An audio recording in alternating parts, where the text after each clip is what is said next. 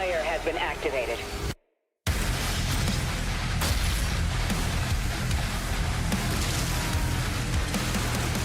I can never rule as king, so long as you are the only one they fear.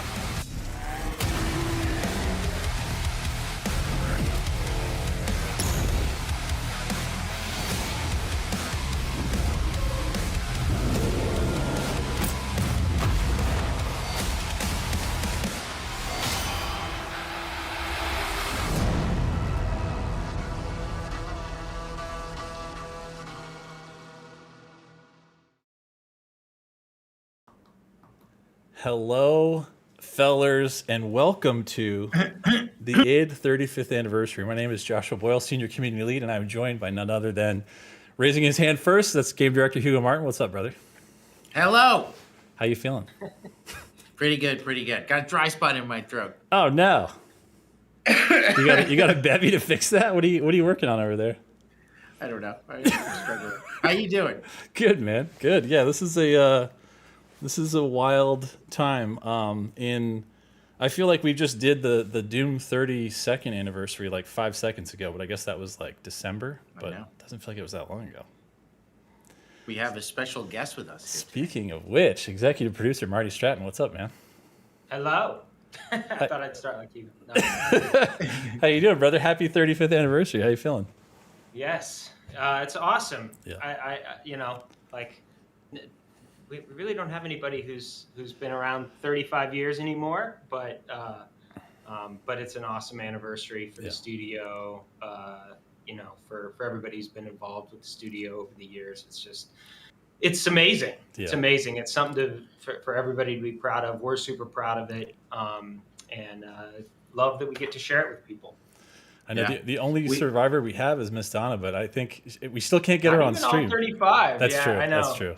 The Donna stream is going to be like the drop the mic and everybody goes home. I'd give my whole life for that stream. No more streams. Seriously, that's the end.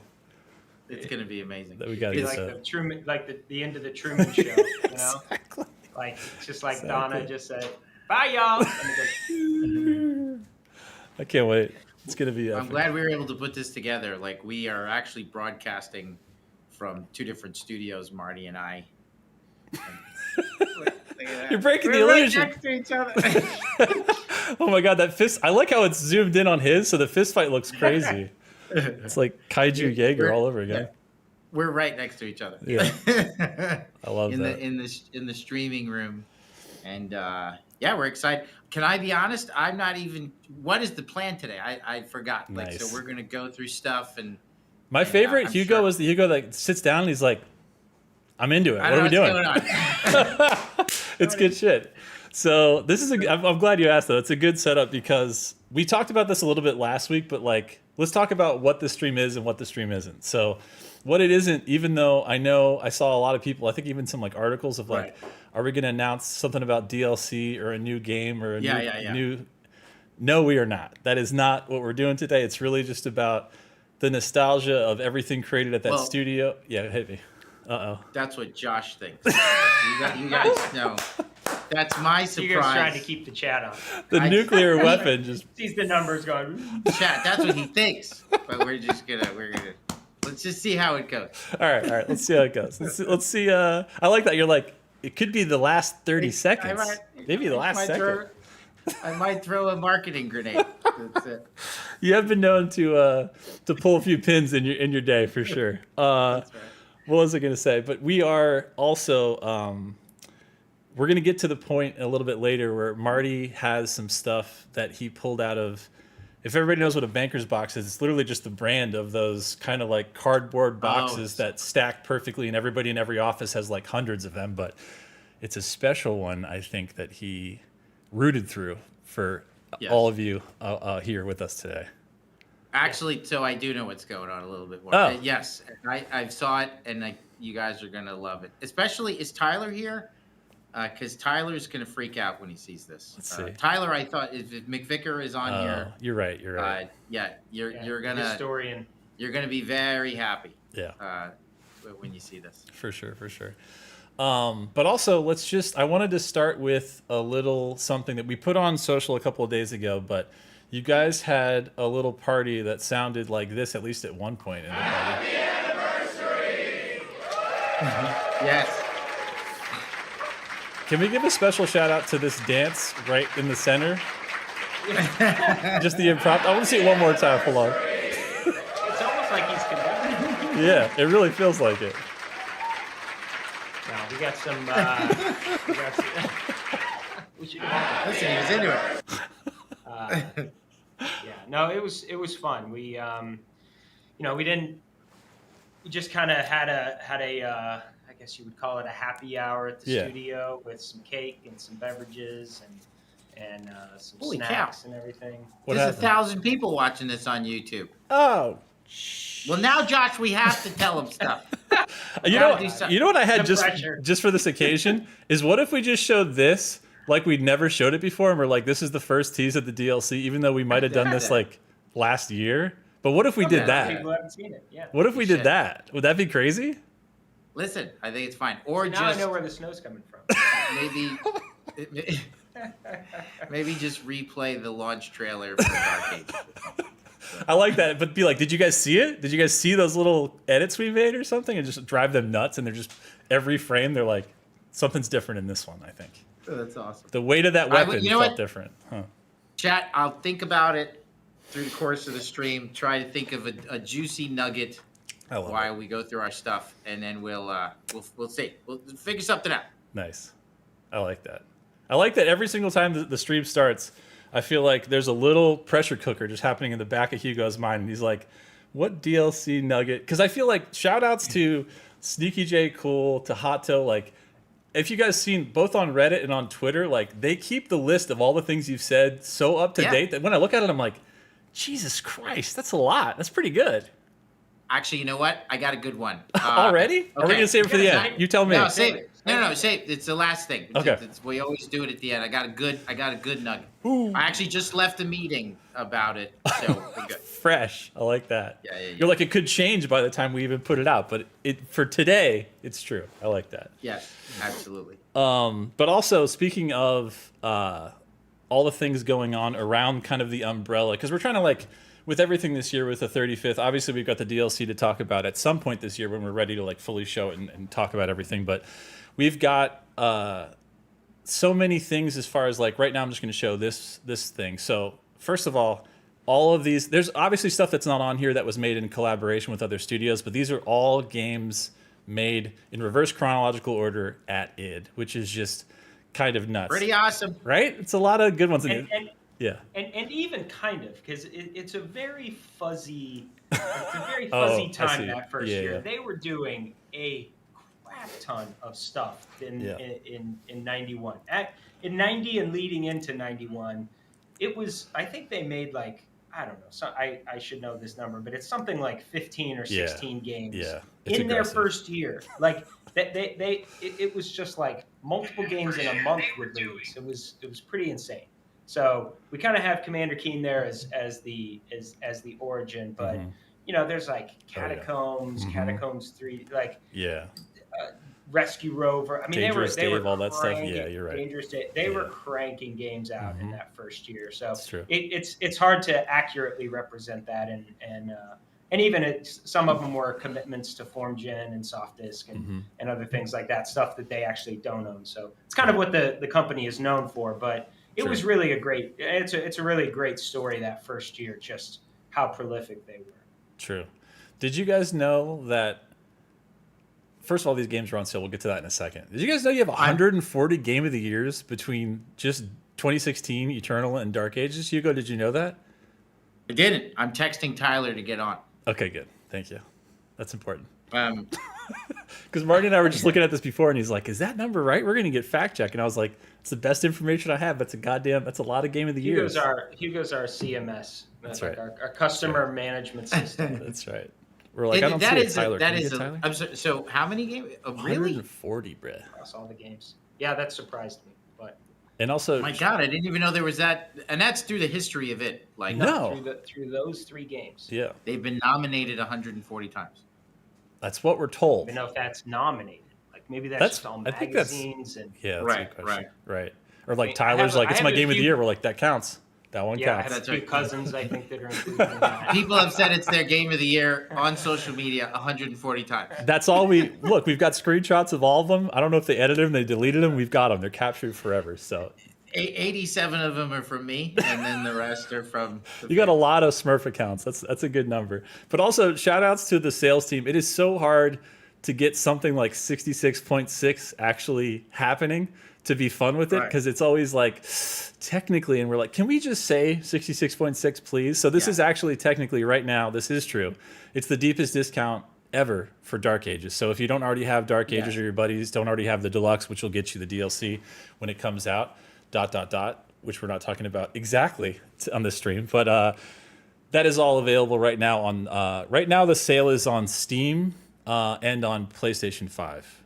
There might be other ones coming, but it's a very weird thing about cooldowns with sales, about when you can start them and when you have to stop them. You know, we just did the lunar sale, and I think it's a whole fun thing that's many people's jobs, luckily, of which we don't have to manage. We just go, thank you, please tell us the dates, thank you so much. Okay, it's on sale. So right now, Steam and PlayStation 5, with some more to maybe potentially come. And here you can see everything is up to 80% off, kind of the one we were showing before. On Steam right now, all of those are available. Obviously on PlayStation 5, you know, half of them are available, but because of the generational thing. But exciting times. And we showed this last stream when we did the 32nd anniversary for Doom, but I just think it bears repeating. Like, we're here specifically in the modern trilogy, and everything we do in the we've done in the last, God, whatever that is, 10 years now, which, holy shit, that's crazy. And that's only since it released, not since we were working on it. But everything on the screen, every Doom game, the official big regular launch of a Doom game, and not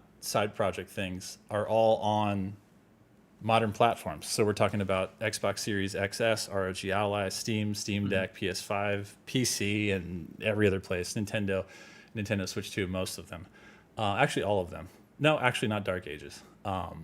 But yeah, anyways, what I'm saying is it has been a tremendous effort, and that's, homies with, Night Dive, shout out to them, of course. We did Doom 64 and then Doom plus Doom 2 most recently.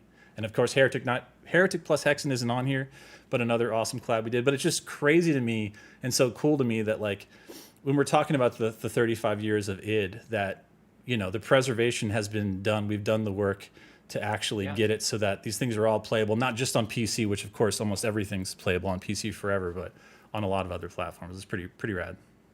Quake 2 also, and like, you have it on there. I think I can't see that. Is the red little thing there mods included? Yeah, exactly. Yeah. So I mean, you everybody knows this, but you get the mods built in. So it's amazing.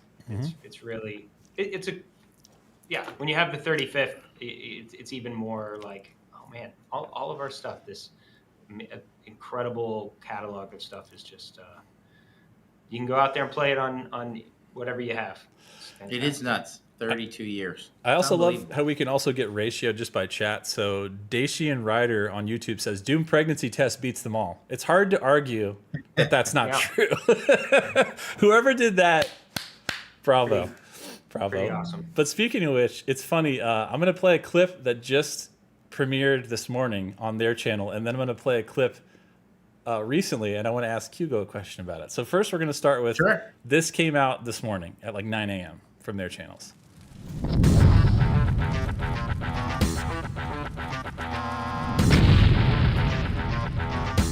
Oh, wow.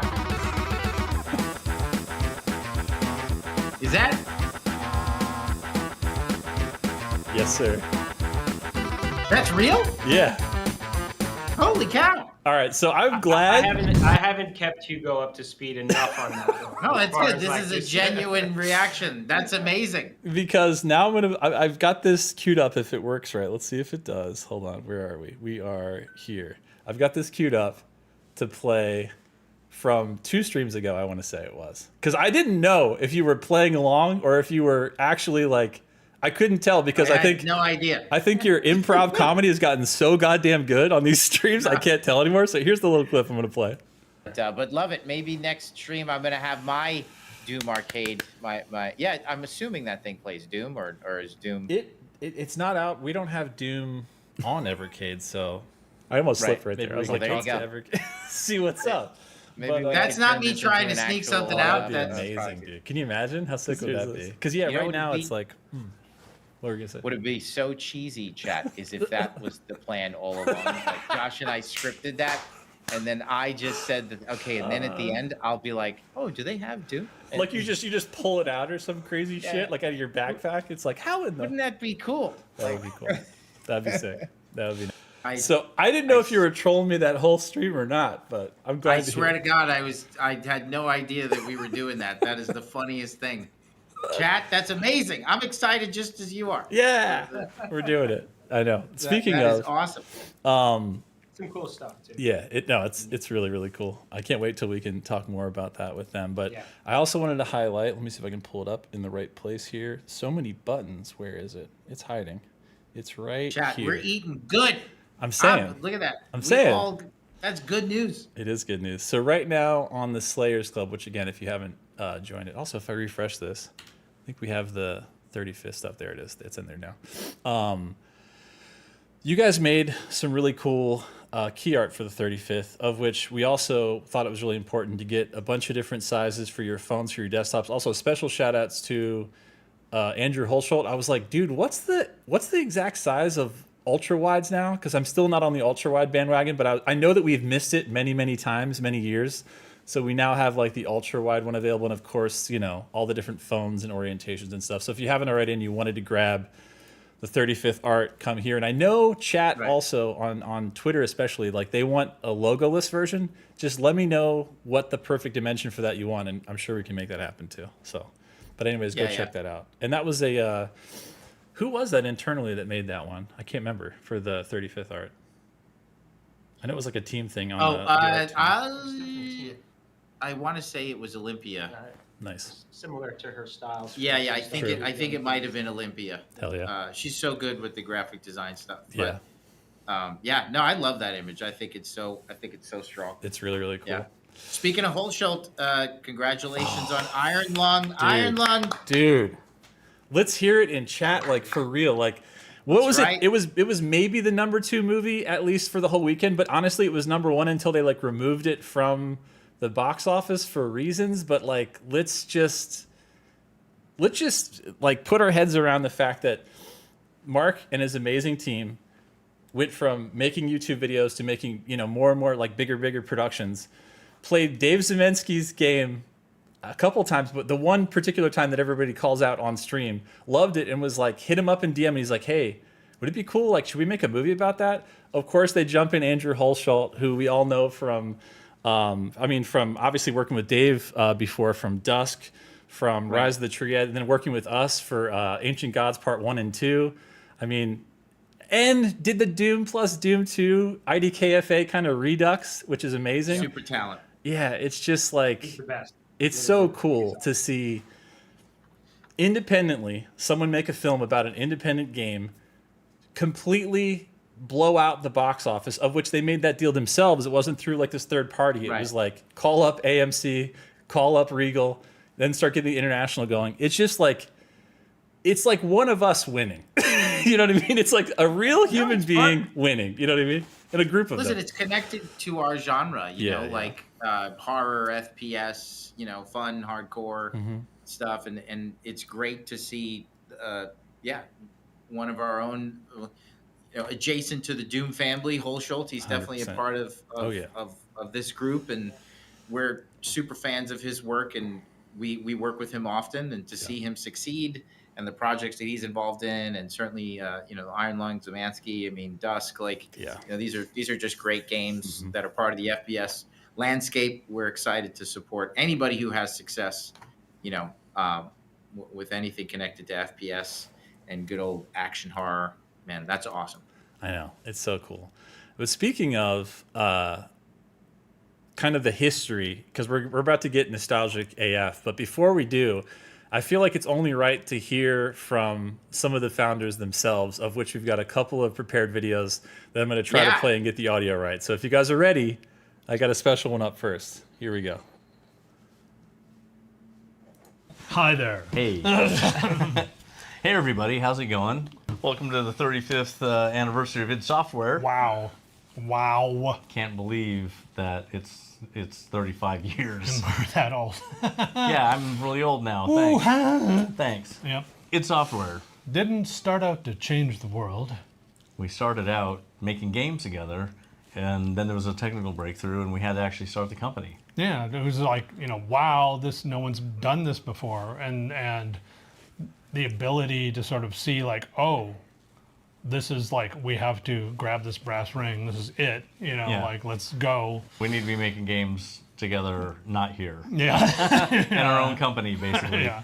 And it took us a little while. It took us probably about half a year from that point to become independent, which was February 1st of 1991. That first year was insane, though, because part of like leaving SoftDisk, we wound up making like 13 games that year. 13 games in 1991. 13 games in 1 year.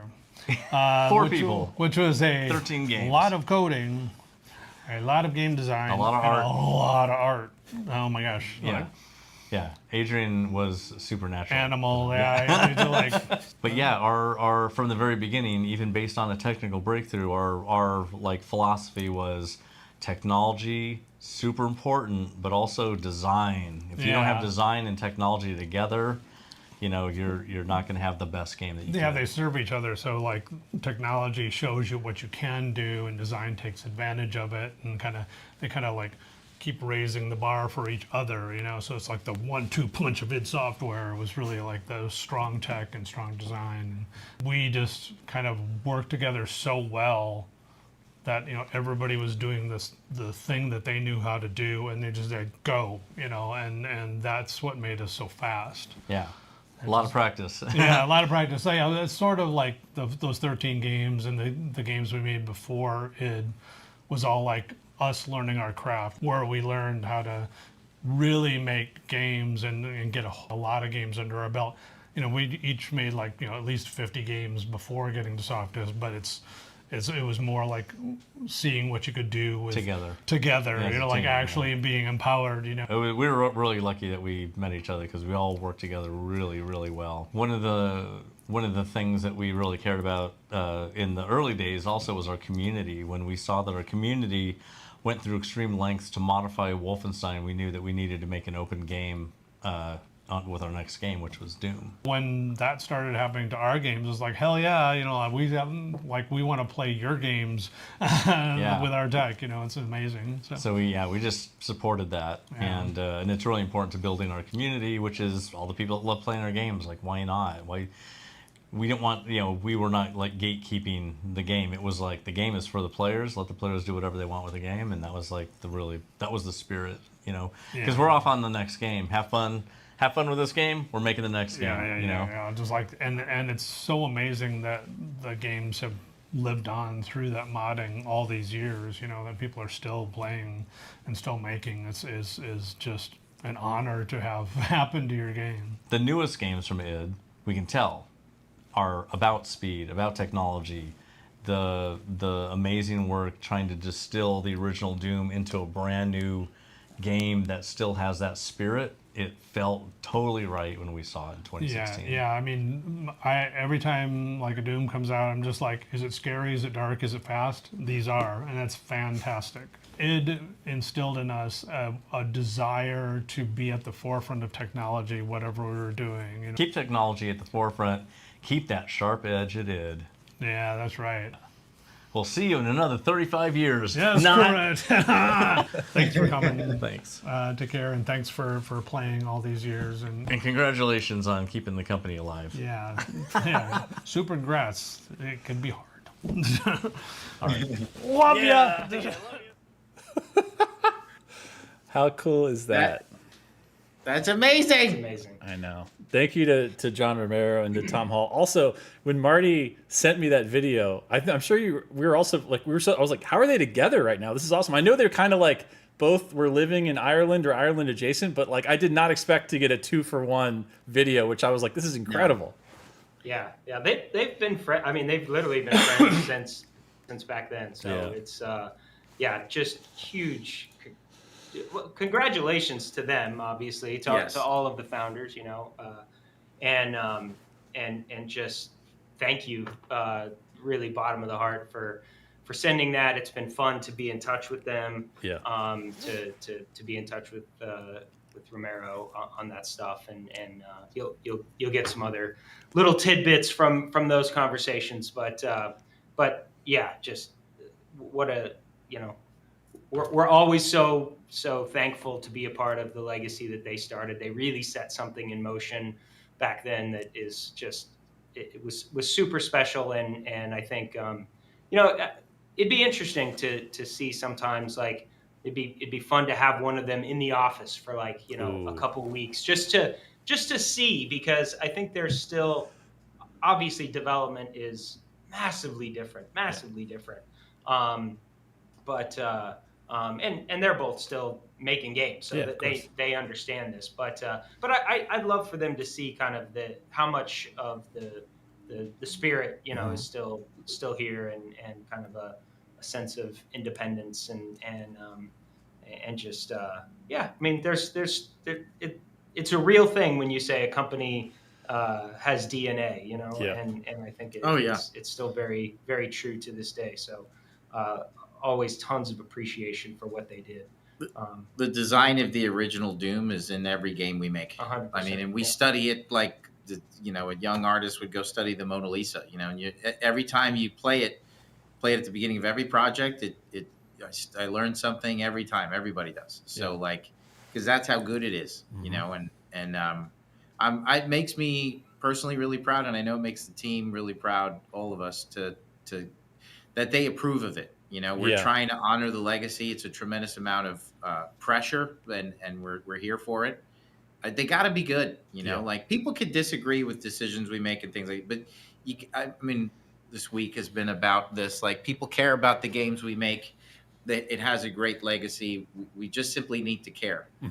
Try our best. That's all we're doing. And I really, it's awesome to see that they can see that. They see that we're trying our best.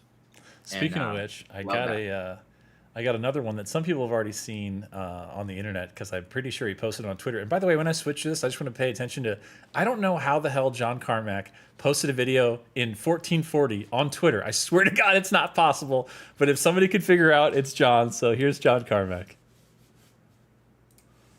Every day that I sit down to my AI research work, doing petaflops of tensor calculations, I've got above me a reminder of the old days at the dawn of id Software. We had 16 megahertz CPUs, 640K of RAM, floppy disks, 320 by 200 graphics. It was an age of constraints, and code, art, and design had to work closely together to find the very best corner of this tight little box that we were working within. I think we did a pretty good job back then, and I'm grateful that the legacy lives on to this day. Thank you all for playing. Every day that I sit down to... Like, how did this man post a 1440 video on Twitter? That thing looks like it was playing off my goddamn computer locally. I don't understand it. Go back. Wait, play that again and pause on what the first thing he says. All right, here we go. The thing about the polyflops and terabits. You got it. Hold on. Wait. Here it is. You ready? 3, 2, 1. Every day that I sit down to my AI research work, doing petaflops of tensor calculations. Pause. Petaflops. Wait, I gotta hear it again. One more time. Every day that I sit down to my AI research work, doing petaflops of tensor calculations. Petaflops of tensor calculate. That's amazing. Like, I need to do that.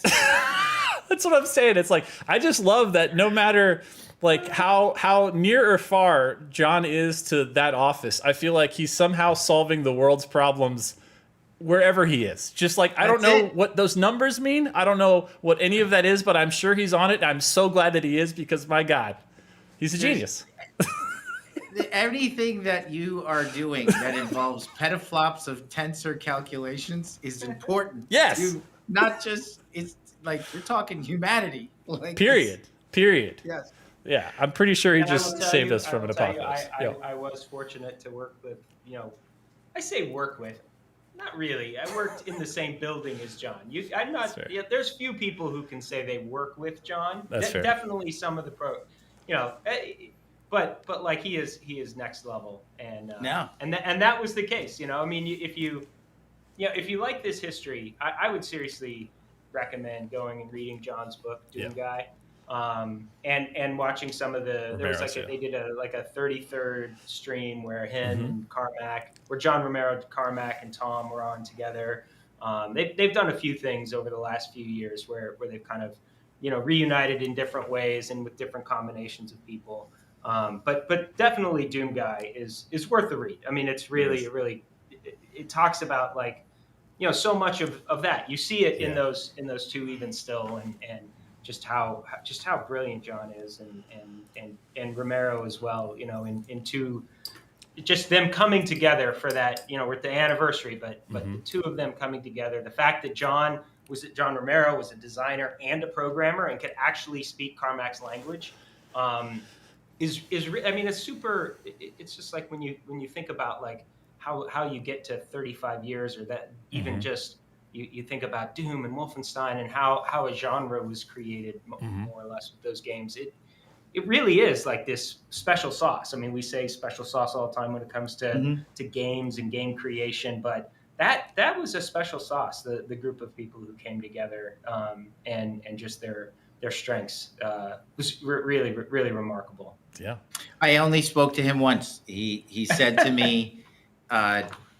And he sat with the artists at the very beginning of 2016, occasionally for a little bit. And I remember it was like it was always like. This is Carmack or Romero? Carmack. Okay. And he sat in the pit with us, like like holding, was he like holding court? No, he was just working. No. It was because he it was wanted so to, weird. Yeah, no, he wanted to understand what they were facing. Yeah, like the he challenges. wanted to solve problems, and he felt like the best way, as most people do. They feel like the best way to solve problems is I'm going to sit down in the middle of them, so I'm as accessible. Yeah, because I told him 50 times these petaflops are not going to work, and I was like, you need to get down here and fix these flops. Because we have too many of them. Look, there's a lot of flopping around, and somebody needs to fix it. I don't know who it's going to be, but it needs fixing. I can't do this terraforming myself. Help us, John. I love it, dude. That's amazing. I didn't know that. That was cool. No, but he did. Like, yeah, there was a lot of. Well, it's funny too. Like when John's around, and this was more the case in 2013, in the very beginning. Everybody would like just start whipping out. The very beginning of you. Right. Yeah. Right, my time here. Hugo was born that day. Go ahead. Keep going. Yeah, the character artists would. It's just a big contest of who could throw around the phrases and screen space. Like. That was funny. That was very funny. Like, because John would show up and, well, I think it's this and I think it's that. Or just like, I wouldn't even get involved. I would just not even pay. Dude, there's no way. I would just be like, yep, there you go. You do that thing where you lean in, you're like, yeah, eating a sandwich. And that was on the artist. I mean, when he would go talk to his programmers, like it was a totally different story. But and then I remember the only thing he ever said to me was to watch out for the grates because they get that weird artifacting on the screen. I was like, got it. And I just walked in. I was like, no grates in the game. Like, remove them all. He said they're out. I like that. Which ultimately, I think they're actually all over the place in 2016. But because we shine lights through them all the time. But I mean, we have genius programmers who make all that stuff work. But it was a great problem to solve, and we solved it. John would, he was really, really awesome. It was crazy to have him sitting there with us. Really. Oh yeah, always. I mean, and when you, again, you just always there was always a confidence that like things were, you were doing magical work as the studio because that there was and even there like. Again, I would say like the parallel to today, it's like engines have gotten crazy good and there's so much good work out there. But like we have IdTech, which we're up for an award next week at DICE for technical achievement. We congrats to our tech team for the Digital Foundry Award, and we are one of the smallest AAA engine teams in the industry. We've got about 35, 40 people on our engine team relative to hundreds or thousands at other studios. So there is, again, that like John was kind of for a long time was a lone force, literally doing everything. Again, for those early years of the company, from an engine development perspective, Romero would program tools and do another study, do the installers and stuff like that on top of design, along with Tom in design.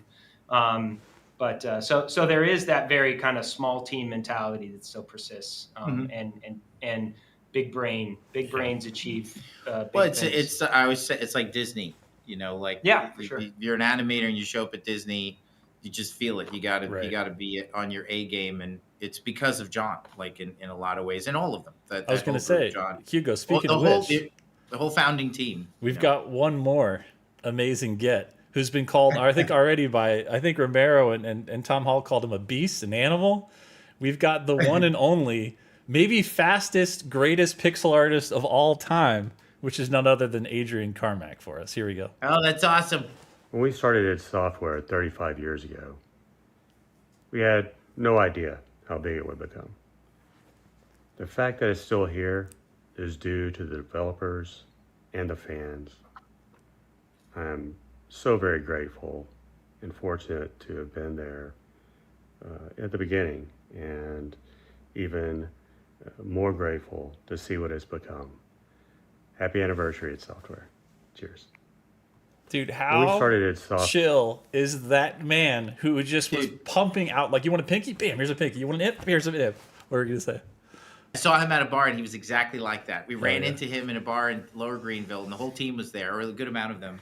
It was during 2016, and he was so nice. And then he walked. I started immediately like, oh, this, what do you think? Give us some feedback, like in terms, because we were in development and everything that he said we were doing, which was really great. He said, don't take yourself too seriously. The core pillars, all that stuff that we tried to put in the original 2016. So it was cool, and he was very chill and really, really nice and very supportive. It was great. It was great to meet him. He's an amazing guy. I got to work with two of the four. So, I never worked with Romero and Tom Hall, but got to work with Carmack and Adrian. And Adrian was always one of my favorite people. He's super, super quiet, very gentle, amazing artist, and just had the greatest delivery of feedback to like he would kind of the final say on all marketing materials and kind of creative decisions, like an art director basically. Right. And he just would not hold back, but it was never it was just great. He was never wordy. It was the shortest version of like this doesn't work, and so pointed, but like he's an awesome. He really is an awesome guy. Yeah. Do we got Kevin? Is Mr. Cloud? This was the founders. Yeah, technically Kevin's they had to steal him from SoftDisk after they kind of formed it officially. So we don't have Kevin for now, but I wish we could just call Kevin right. I love Kevin. Get Kevin on anything. He's somebody that he's the only one of them that I've worked with and can't say great enough things about Kevin Cloud. Love him to death. Yeah. But we don't have him today, but we'll see if we can get him on something in the future because we have to. He's the best. Speaking of all this amazing nostalgia, we talked about a banker's box, Marty. We talked about some things, only a few images that we can, using the power of, I think it's whatever the hell the built-in photo thing is for Windows. I can zoom the shit out of these images that you took, Marty. Do you want to set this up before we show the first one?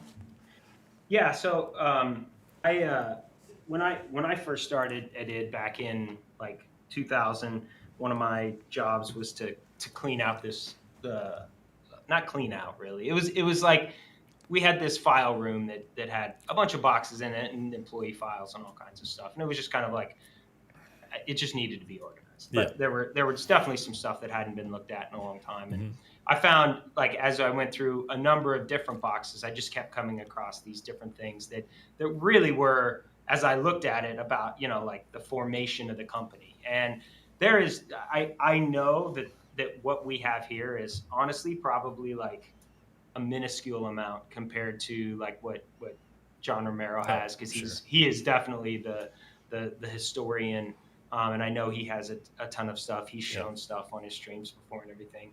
But I just love this stuff. I mean, as I was reading it, it was just really. Oh, so it was amazing. It's amazing. And, he showed me like a peek of it, and it's fascinating. Yeah. And I put it in one box. All we had was enough to be in one box, basically. And I said, history of id, do not throw away on the side. And I put it up, and I've literally we've just moved that box to different storage rooms and that kind of stuff. So with the 35th, we pulled a kind of a couple things out, and you've got some scans of it. There's more, but this is John Romero talks about, and this is particularly, I think, cool. He talks about I couldn't hear on these headphones that video, but I've watched it a couple times, but he talks about kind of a demo, and he talks about it in his book, and him and Tom have talked about it on stream.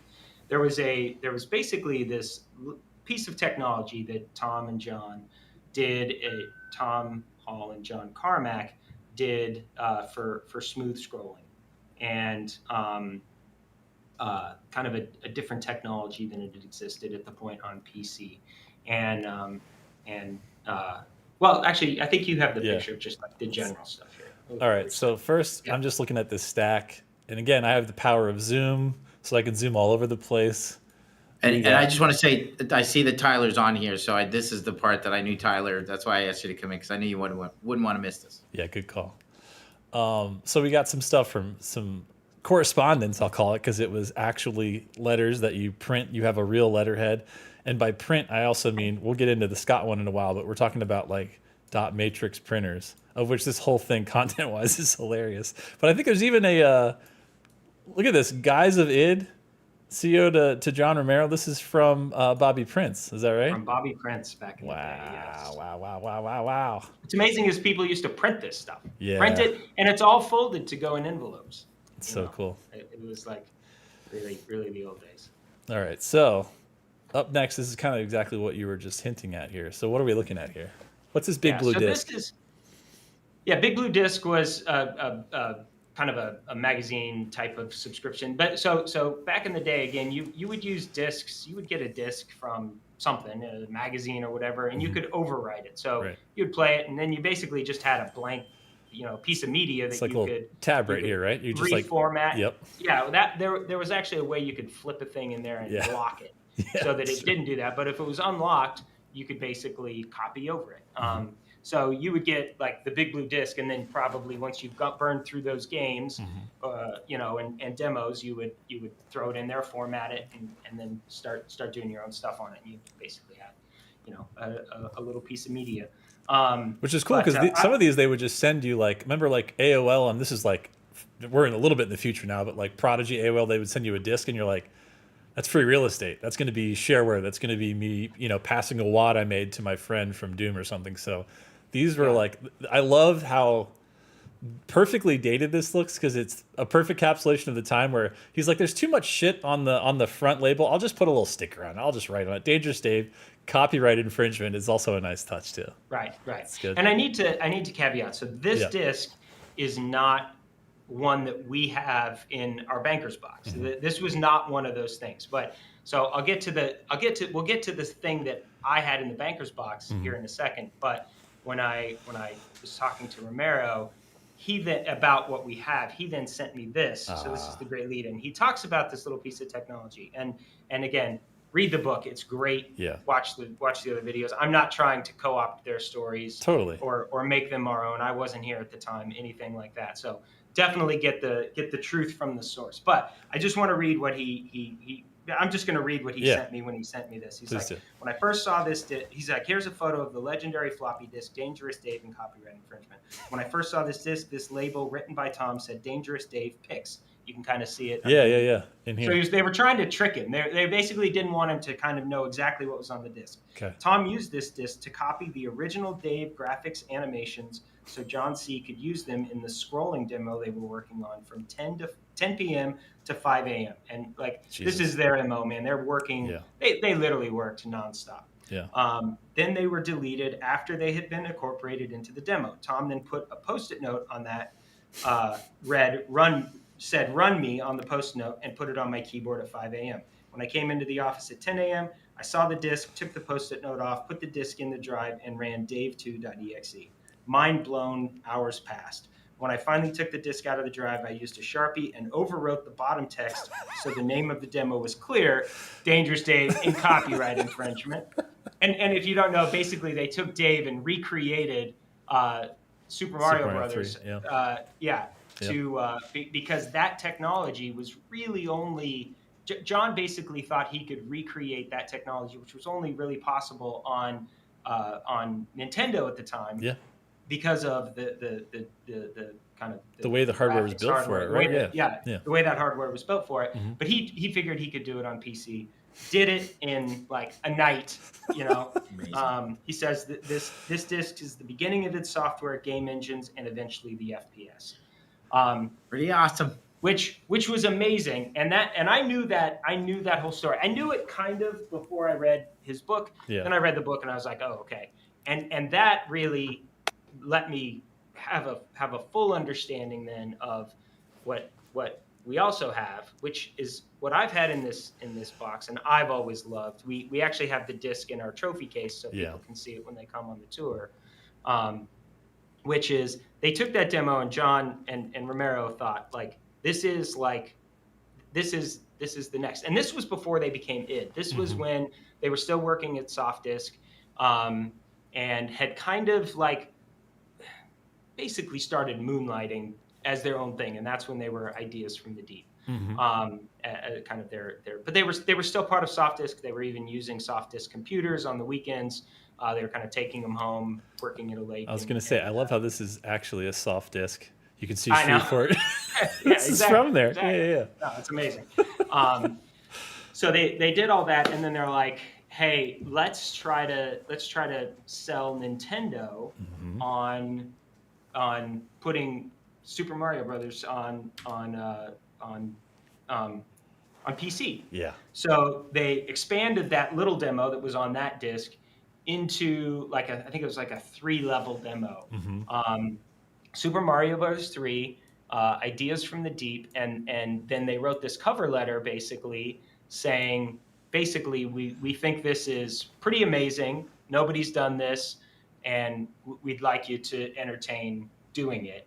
Yeah. They were denied by Nintendo because Nintendo probably obviously realized the market, kind of exclusivity that they had. Because they had the hardware and they had the software and they had the manufacturing line. So what did they need anything on PC for? Right. Yeah, it's kind of like Apple deciding not to put their OS on all of the IBM PCs that were going everywhere. So they got denied, but at the same time, Romero was being contacted by Scott Miller from Apogee, kind of covertly. Scott knew that they were working for SoftDisk, but was so impressed with the stuff they were doing.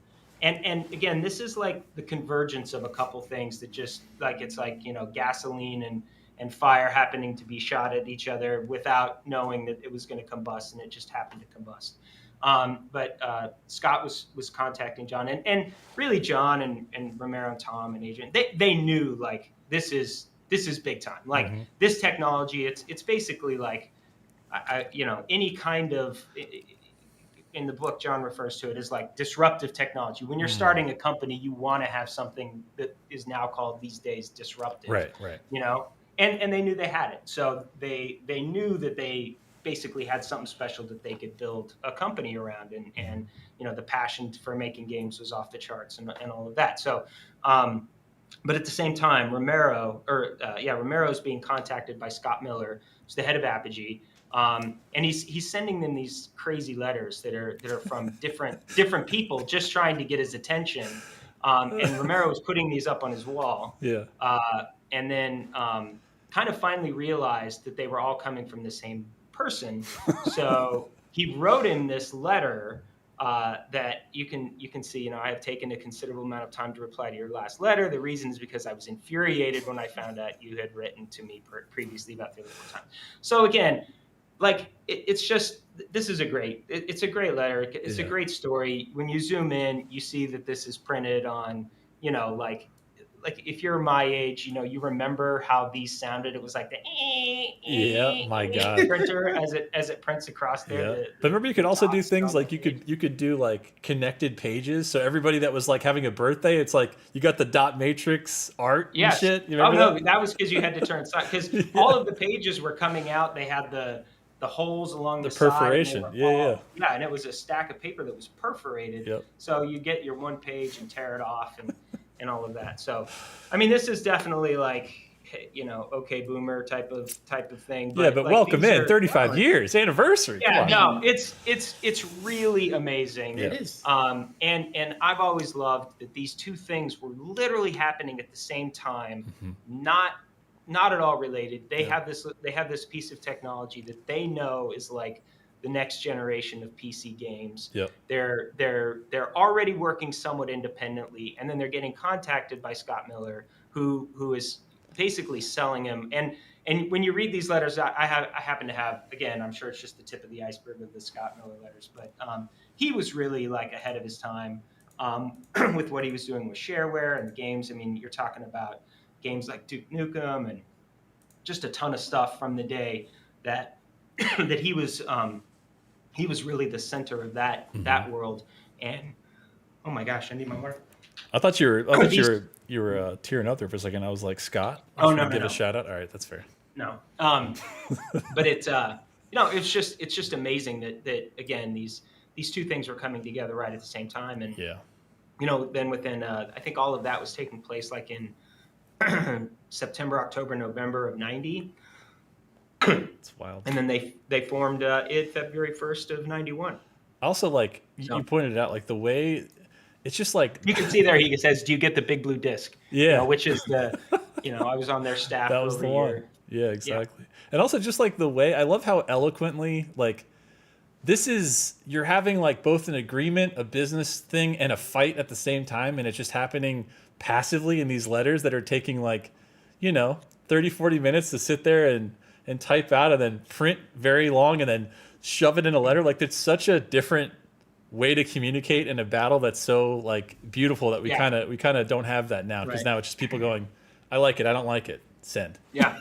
Well, it's funny you it's awesome you notice that, because I've felt that way too, because what you're seeing is really like, I mean, I think Romero was like 24, 25 when he wrote this letter, maybe even younger than that. Yeah. So like, it really was. I mean, it kind of, you go back and you're like, man, this would have been like a, 15-word, Insta DM or something. Got like the disc. That Thanks. These days. Yeah, exactly. Got the file. Zip it. Done. Right. Yeah.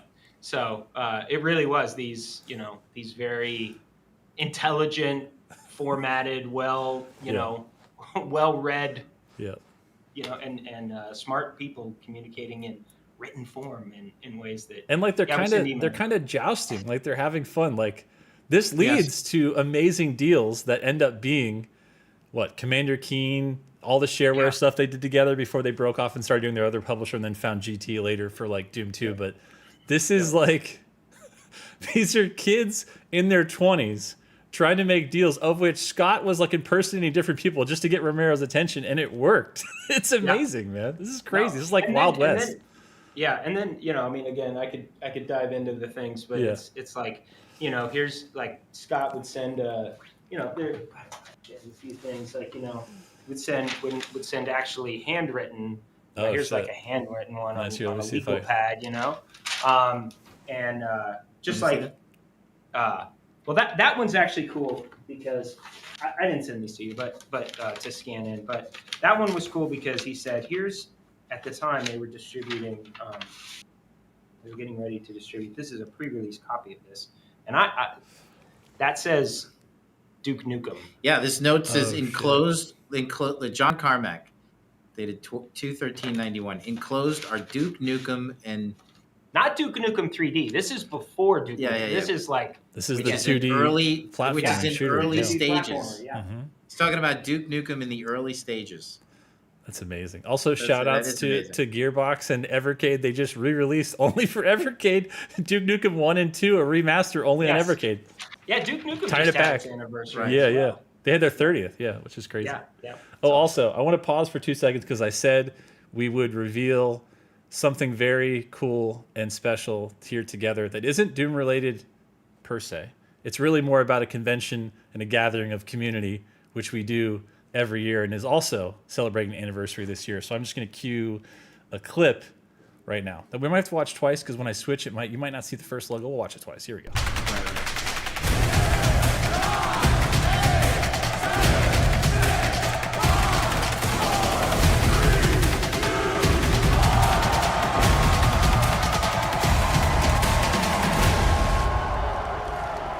One more time.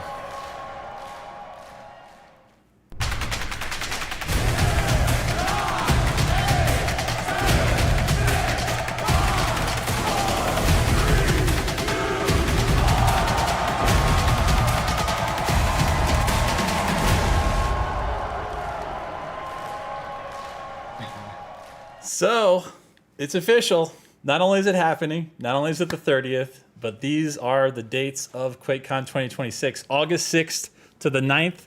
Pay attention to, I think they've already updated QuakeCon.org, but pay attention to that space and, of course, the QuakeCon channels on Facebook, Instagram, and Twitter because ticket sales and announcement of all those kinds will be following. I'm not going to say a date or a time, but this is the date, August 6th to 9th. So mark your calendars, get your friends together. And I think we're going to see Marty and Hugo there yet again. Are you guys excited? Like, let's talk just a second about, and this is the 30th. I know we're not talking about the things we're doing there, but let's talk about getting to this point of what is QuakeCon all about for people that are tuning in and they're like, okay, Grapevine, Texas. Why would I stop what I'm doing on August 5th and fly out to right outside of Dallas? Like, what's the draw? What's QuakeCon all about? Marty's been there since the beginning, so he True. should talk. Not quite, but yeah. I mean, I've been talking a lot, but I think it's one of the best gatherings of really game fans, certainly fans of id and Quake and all of our games. Yeah. But I think it's probably one of the best, biggest game fan gatherings in the world. I mean, I know there's some other LAN parties that top us a bit, but an amazing LAN party. I think we're probably at least what we had last year, which was close to 3,000 people in the LAN, and just a ton of events and activities and hanging out. Really, that's like one of the best parts of it is just the hanging out. We've got all 100%. kinds of stuff that's going to be amazing this year. Totally. We've got many months to talk about it. I think I think there'll be some really special things happening that I'm excited about. But but if you love gaming of any sort, you love the community around it, the community around our games. It's like the best version of it all. It's awesome. The big it's a family vibe. Yeah. A lot of people have been going there since the beginning, so you just meet the same people year after year. I mean, Marty knows some kids now. Yeah, exactly. And Marty Yeah. knows them going all the way back. I mean, I've known them since 2013, but these people have been going a lot longer than that. And yeah, like you said, at this point, we're up to grandkids, in some cases. So it's amazing. Yeah. Honestly, just really, really fun. Just get to enjoy, celebrate video games, hanging out in the BYOC, hanging out with your friends. It's a great experience. And all the devs come down, so it's always really great for us to be able to meet the fans and everybody's playing everything. It's not just id games, it's a little bit of everything. I'd love to see, more of the shooter scene come down there, like some of the great games that are coming out right now. I mean, New Blood's always got a presence there. 100%. Those guys are rocking, killing it always. I love their games. Dave is fantastic and all the work that they've been doing. We've got some new games on the scene, like we talk about all the time, Witchfire, Total Chaos. Like, there's just some really good stuff going on. And I hope to see all those people there. We definitely get some influencers who come down. We get to always see them, Danny No Clip, different things. Somebody joked in chat that it should be sponsored by Beaver Nuggets. I agree. Oh my God, that's such a good idea. Bucky's, of course. Yeah. If We'll have we to could get get on it that. sponsored by Bucky's. My And so God. then we'll just keep doing the live streams, you Yeah. know, always from there, the competitions, the mods. I mean, people put on a Slayer v Slayer thing on Battle Mode last year. Oh, so with Doom cool. Eternal. That was Sav and them. ridiculous. Yeah, that dude. was insane. That was incredible. Like if anybody didn't see that, it was incredible. So Yeah, and the speed runs were nuts. They were like every single part of the Always. franchise was ran. Totally. I don't know if any world records were made, but I mean, it might as if you told me they were, I would have believed it because they were insane. They were so good, man. It was awesome. All of the live throughs, the speed runners, all that stuff, just very, very fun. Yeah. And everybody's got to come down. If you're near, trust me, it's worth it. It's a whole weekend. You know, it's worth the trip. It's just a great time. Yeah. I actually got a cool. I'll make this quick, but I got a cool perspective on it last year. My nephew, my brother's family came into town, and he has a son. My nephew, who's 17, has been a gamer off and off. Has spent a bunch of time, you know, playing games with his friends. You know, Halo, Fortnite, you know, those kinds of things. Not even so much our stuff, but is like has been parts of community, like gaming communities. You know. In between other, you know, activities that he does and stuff. And he walked in there and he came in, we gave him a tour earlier in the day and all that kind of stuff. And he's like, I have to come back at night. And like, he would just stand, he's a pretty quiet, you know, just really smart kid. And he's just like, this is like, just almost welcoming in a, like a warm blanket kind of way, you know? He loved it. And it was, you know, get to see people see it for the first time once in a while, but it was really interesting to get that perspective. It was awesome because you know when you go, you know, a couple decades, you kind of your view of it changes over time, right? And you're used to it. Like you're like, of course this is the warm blanket. Of course these are all my friends that are here. But no, it's a good exactly. Point. But it kind of hits you in the face, I think, when you're like, wow, this is really like just I've gone into a almost like walking in, it's just you walk into a different world almost. Yeah. It's really cool. Yeah. It is funny too, because like, I mean, it sounds so cliche to say, but it really is true. Where it's like everybody is your friend there, everybody's welcome, and you know, to exactly your guys' point. I mean, they're playing everything from like Stardew Valley to like Ultra Kill. Like it's everything. All the everything is being played. It's beautiful. Yeah. But okay, I think we're at the point in the stream now where the chat is ravenous, and Hugo's made some big promises that now we'll see if we can cash that check. Do you have the nugget for the DLC for this stream, which we discussed before, and we would definitely not do? So I think it's probably time to do it. I think, right? Daisy. That's it. That's the only word. Is that real? Daisy. You are playing with some heartstrings right now. I'm just gonna say Daisy. That's it. I only say one word. That's the word for the. I'm going to say Daisy and Beaver Nuggets. That's just it. No, somebody just wrote that again. No, but Daisy is the. That's the secret for the DLC today. Yes, I actually just had a meeting about this. And, we had a good session. So, and I'm seeing some people. It's more than you think. I'll just say that. Like it's not just. Okay. Yes, it is more meaningful than it has been. So that's good. This is incredible. I really okay. Yeah, it should be fun. And I'm reading what people are writing. Let me see. What are they saying? By the way, where's Raven Stoic 06? I think Raven Stoic 06 is the one that talks about Daisy every stream. Yeah. What's interesting is some people in the chat are actually right. So I'm not going to say who is. That's perfect. Just let them fight it out. Let them fight it out. You just broke the pool stick and threw it in chat right there. Yeah, I would say that some of these comments are actually correct. That's perfect. Yeah, at least you guys your head's in the right place. That's good. Honestly, though, you couldn't have timed that better because what perfect nugget to drop on the 35th anniversary for id Software than the pet bunny that kind of started it all with the amount of hit it. Everything they did was genius. Yeah. You know, John, his work obviously goes without saying. Yeah. Both John Carmack's work was, obviously amazing. Romero's, all those guys, everybody who just spoke and all the stuff that Marty just talked about. they did so many things right, and they have created an IP that has given us so much to work with 35 years later. And I'd be happy to make. I've said this to Marty many times. If the only thing we did was make Doom games, I'd be good. Like I love making Doom games, and that's how good and deep, all the stuff that they put in these games was. Daisy's genius. Like the irony of this super badass, killer. Yeah. But really, what he's upset about is his bunny. Just that little nugget that they threw in. I mean, that's really that's the kind of stuff they just stumbled. I don't think they stumbled upon. I want to. Yeah. I think Just they have just fun. Exactly. That's what Carmack's advice to me at the bar was: just have fun. I mean, to Marty's point about how, to the point he is. Adrian, yeah.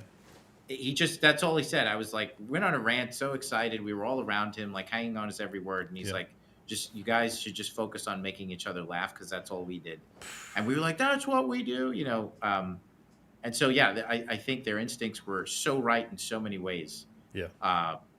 And so Daisy is definitely a part of that. And Daisy is the tip for the day for the DLC. Ooh. And God Beaver damn. Nuggets. That's as well as Beaver Nuggets. Also, chat, half of you or less or more are right about what you think Daisy's going to be. So congratulations. There's that. Love that. That's right. Hell yeah. All right. Any final thoughts before we close out the 35th anniversary stream? I'll start with you, Marty. For me, I'm really like genuinely humbled to and always have been to be a part of this company, this team. How long now? What's that? How long have you been here now? The end of this month is my 26th anniversary. 26 years? Yeah. Not quite from the beginning, but a long time. I got to work with them, 4 or 5 years before that. So I've been around the people for about 31 years. And the last 13. The moment you came into our lives. There it is. We were all better. Now kiss. No, just keep going. That's amazing. No, but I mean, literally, we it's just been amazing. And like, thank you to the owner or the founders who sent the videos.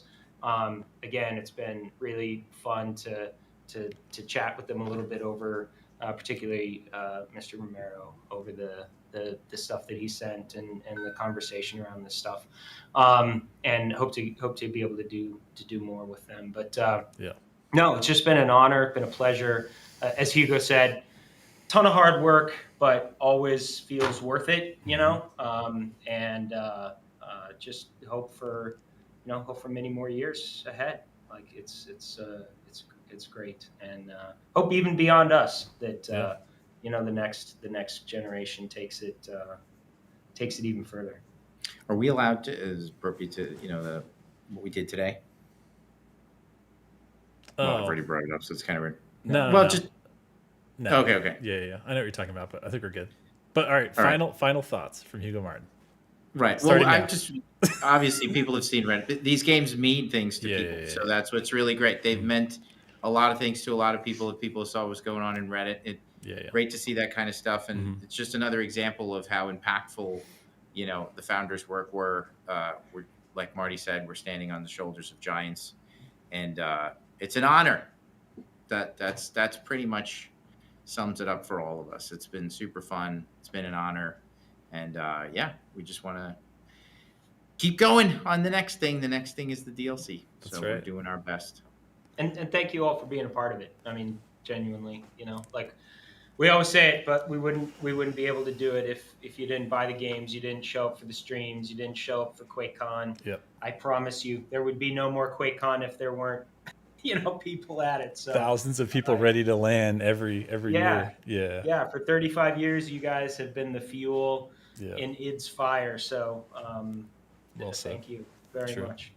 Oh yeah.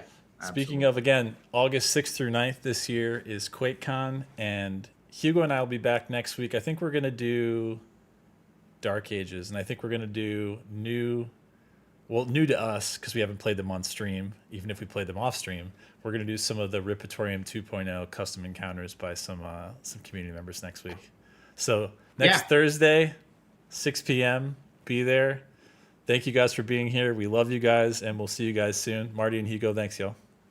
Thank you, Josh. Later, Appreciate homies. it. See ya.